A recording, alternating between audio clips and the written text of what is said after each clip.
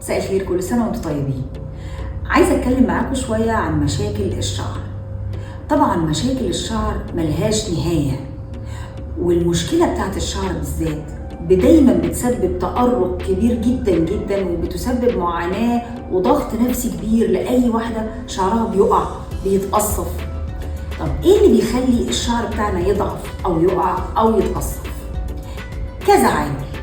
ممكن يبقى العوامل الجوية من اهم الحاجات اللي بتضعف الشعرايه.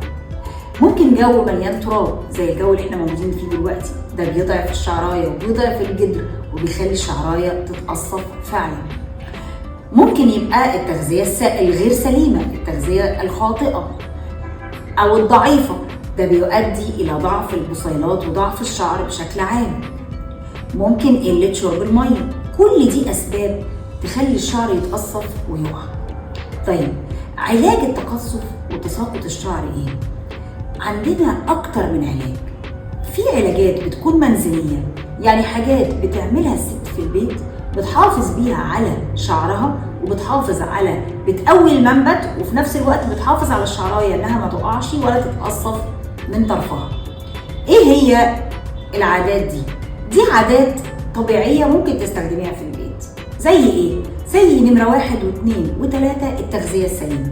الشعر السليم موجود في الجسم السليم، اللي هو بياكل خضروات بشكل متوازن، بياكل بروتين بنسب معقولة جدا ومظبوطة، بيشرب مية بشكل دوري اللي هي كوباية مية كل ساعة. ده بيؤدي إلى الترطيب المناسب للجلد والبصيلات وبيخليها تنتج شعراية سليمة وتدي طول مظبوط.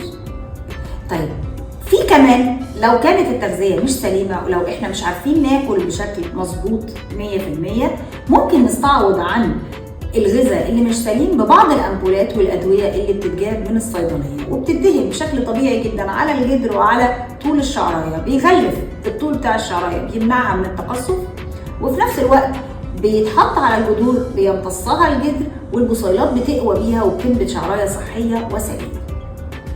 كل ده عملناه ومفيش نتيجة، يبقى الحل ايه؟ ساعتها لازم بيكون الحل ان احنا نلجأ للعيادات او للمراكز الطبية.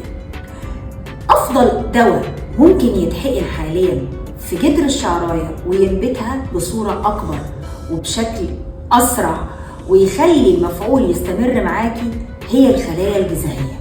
الخلايا الجذعية حرفيا هي السحر في عالم علاج الشعر.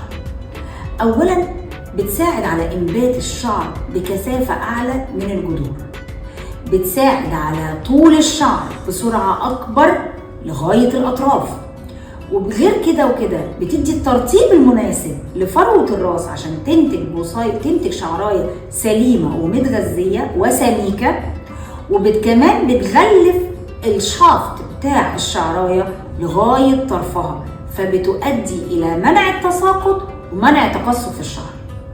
وفي النهاية مفيش مشكلة في الشعر ملهاش حل حاليا، حتى إذا اضطرينا للحقن أو للمواد العلاجية اللي من الصيدلية.